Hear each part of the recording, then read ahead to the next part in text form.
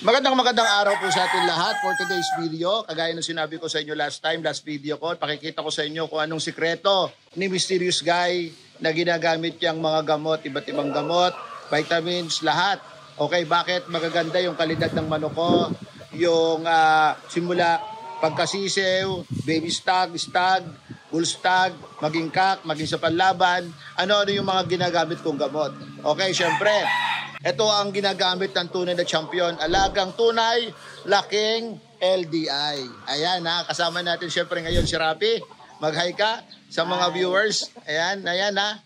So as you can see, makikita na ninyo yung mga gamot. Yan yung mga gamot na ginagamit natin. Syempre, hindi gaganda yung manok natin, hindi natin makukuha yung champion kung hindi natin ginagamit itong alagang tunay, laking LDI. Syempre, ito yung mga basic na ginagamit namin. Ito, alam mo, may laban kami.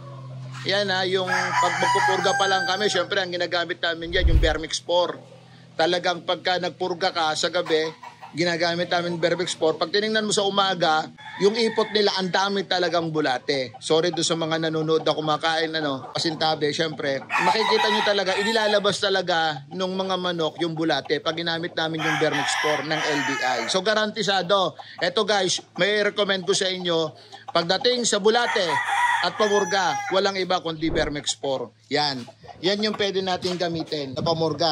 And syempre, marami tayong iba't ibang gamot na ay makikita ninyo.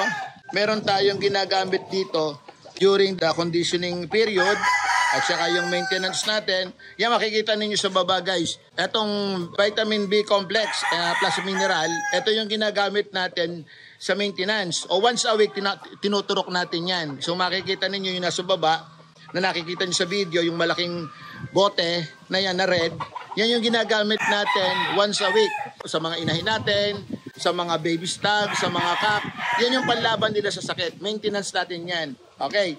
So, eto, ginagamit din natin itong multivitamins, electrolytes, panlaban natin yan sa ulan, sa bago-bagong panahon. Panlaban natin yan para malakas ang resistensya ng mga manok natin, mga alaga nating manok. Yan ang ginagamit natin actually, kahit sa baboy ginagamit ko yan. Yan yung multivitamins, electrolytes. Yan. Ito yung ginagamit natin, syempre, galing din yan sa LDI. Okay, dyan din natin kinukuha yan. So, hindi lang yon no, para maging quality yung ating mga itlog. Kasi syempre ako, as breeder, maselan ako sa itlog. Itlog pa lang sinusuri ko na kung yung itlog ko ba maganda yung resulta, maganda yung size, makapal ang shell. So yung nakikita ninyo na isang malaking lalagyan diyan sa kabilang side na yan, yung kulay pink yan, yung ginagamit natin para mag-produce ng magandang similya. Pinaiinom natin yan sa mga natin, sa mga inahin natin.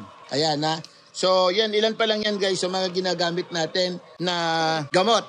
Lagi nyo tatandaan syempre, kailangan para mas maganda ang performance ng mga manok natin. Hindi lang sa tamang pag-aalaga, tamang pagpapalaki, magandang facility. Siyempre, dapat tama rin yung gamot na ina-apply ninyo sa mga manok ninyo. Para mas lumaki ng maayos yung manok ninyo, magkaroon ng magandang performance, especially kung may mga laban kayo. Yan, yun yung mga ginagamit natin na manok. Kaya laging ang manok natin protektado at laging ready sa kahit anong laban. Ayan na, abangan nyo susunod na video yung iba pang gamot ng LDI. Ipakikita ko sa inyo doon sa susunod na video. Okay? Yan na, doon sa mga viewers natin na humihingi lagi ng tip, ano yung mga gamot na ginagamit natin. Ituturo ko rin sa inyo yung mga conditioning tip natin na ang ginagamit natin yung LDI, alagang tunay, laking LDI. Pati yung 14 days conditioning. Yan na. Ituturo ko sa inyo, bigyan ko kayo ng guide, ipa-flash ko sa screen kung paano yung ginagawa natin. Okay, abangan nyo guys sa susunod na video.